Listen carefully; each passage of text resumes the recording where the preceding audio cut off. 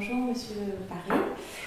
Est-ce que vous pourriez nous expliquer comment vous voyez l'introduction de la méditation ou de la pleine conscience à l'école?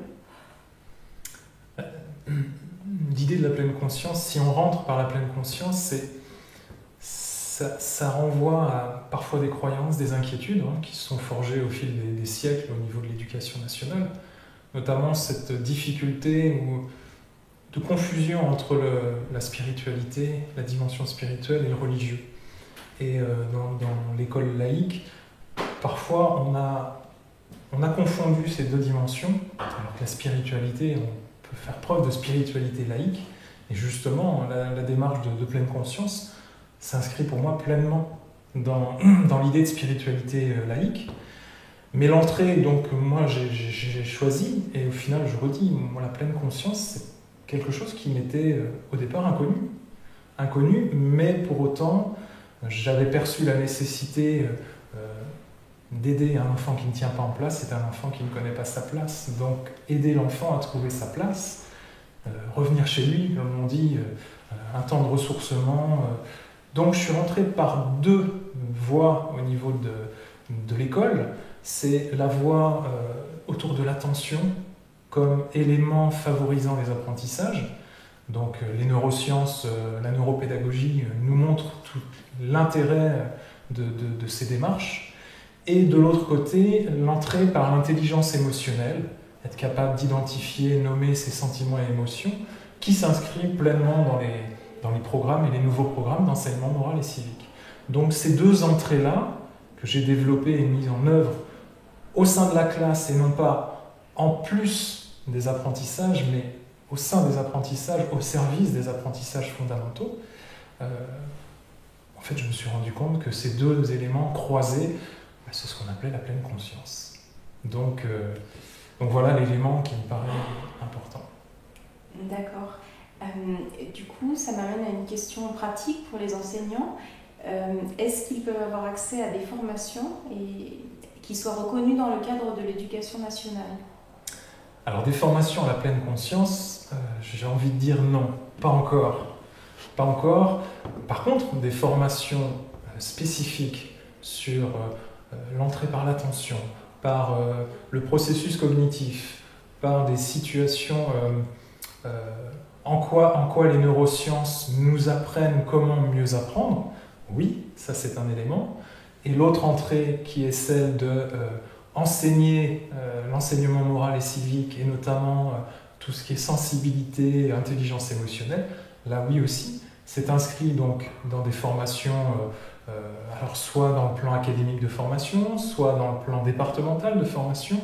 Donc moi, au sein de ma circonscription, ces deux entrées-là, je les développe, et les enseignants en primaire ont 18 heures de formation statutaire chaque année, et à laquelle donc, ils s'inscrivent, et donc les enseignants peuvent profiter aisément de ces formations, mais je redis qu'ils ne sont pas des formations centrées sur la pleine conscience, mais plutôt centrées sur comment prévenir des conflits, comment accompagner au mieux et répondre au mieux aux besoins de chaque enfant, chaque élève.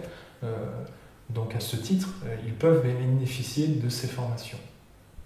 Hors cadre scolaire, ils peuvent aussi, mais là, effectivement, j'ai envie de dire, c'est en fonction de leur envie, et puis c'est de leur disponibilité, et puis c'est sur leur propre denier, puisque souvent les formations sont payantes. D'accord. Est-ce qu'il est possible, si on ne trouve pas dans le plan de formation ces formations, de voir avec le chef d'établissement et de proposer éventuellement un stage pour l'établissement, ou alors de se proposer soi en tant que professeur référent ayant fait un stage? Alors, si on raisonne au niveau de l'école primaire, l'enseignement public, les directeurs ou directrices des écoles primaires ne sont pas chefs d'établissement. Ça veut dire que si vous souhaitez proposer des formations, il faut s'adresser à l'inspecteur. Mais après, au final, il faut aussi s'appuyer sur les écoles qui ont des projets d'école, et certains projets, des axes de projets d'école, autour de l'intelligence émotionnelle ou autre, fait qu'ensuite, ces remontées, ça peut s'inscrire dans un projet, même projet théâtre ou autre, qui fait que les enseignants ou l'équipe pédagogique sollicitent des intervenants extérieurs.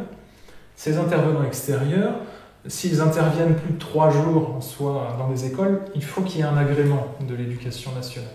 Mais que ces formateurs puissent poser, ou ces associations puissent demander un agrément à l'éducation nationale, c'est fort possible. Donc c'est cette possibilité-là. Après, quand on est dans l'enseignement privé, là le directeur ou directrice est un chef d'établissement à part entière, donc ils peuvent directement s'adresser à l'établissement. Et pour ce qui est du secondaire, collège, lycée, là on a un vrai chef d'établissement, que ce soit dans le public ou dans le privé, qui fait que là vous vous adressez directement au chef d'établissement. Voilà. D'accord. Et une autre, peut-être une dernière question, est-ce que vous avez l'impression que la pleine conscience, ou du coup cette entrée par l'attention et par l'intelligence sensorielle et émotionnelle est mieux prise en compte maintenant? Est-ce que ça se diffuse, l'information? Est-ce qu'il y a des formations aussi qui se mettent en place un peu partout en France? En tout cas, il y a des demandes. Il y a des demandes parce que les enseignants se rendent compte qu'ils ne sont plus des enseignants qui diffusent du savoir, qui transmettent du savoir. Le savoir, il est ailleurs, il est partout, accessible partout, et il crée l'illusion auprès des élèves, notamment, que, à la rigueur, il n'y a plus besoin d'enseignants ni d'école. Or, c'est ce que j'évoque, pour moi, un enseignant, c'est un tisseur de sens.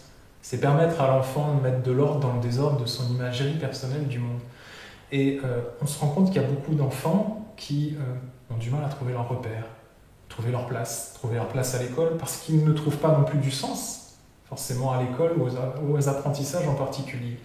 Donc, il y a une vraie demande du corps enseignant d'accompagner ces élèves, d'accompagner des situations de crise, de conflit, de mal-être des élèves. Et beaucoup ont perçu, parce qu'ils ont cette expérience, qu'un enfant qui n'est pas serein affectivement est un enfant qui n'est pas en capacité de recevoir des connaissances, d'apprendre tout simplement. Donc il y a des vraies demandes, des demandes qui se remontent auprès des inspections de l'académie, et charge après aux inspecteurs d'orienter des formations spécifiques. Et là où je sens que c'est positif, c'est que des collègues inspecteurs dans mon département commencent à me solliciter pour former effectivement les élèves, des conseillers pédagogiques ou autres. Donc je suis très optimiste, véritablement je suis très optimiste parce que on prend conscience que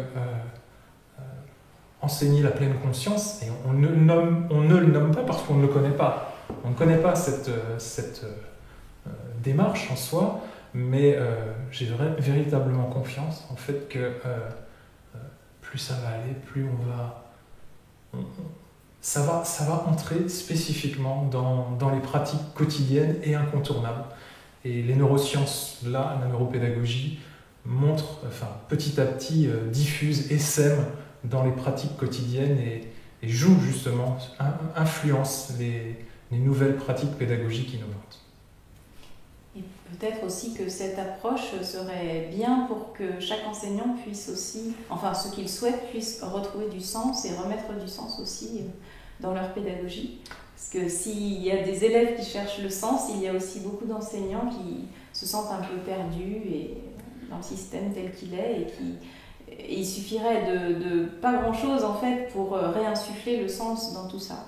Tout à fait, je vous rejoins sur le fait que on a besoin que l'école soit émerveillante pour nos enfants, mais pour qu'elle soit émerveillante pour nos enfants, il faut qu'elle soit émerveillante pour les enseignants. D'où, pour moi, la nécessité, le grand enjeu là actuellement, c'est de travailler auprès des enseignants sur leurs valeurs, sur ce qui est important pour eux, sur leur représentation de ce qu'est un enseignant qui réussit, de ce qui est une école qui réussit, et de ce qui est un enfant qui va s'épanouir à l'école. Tout à fait. Merci beaucoup. Merci à vous.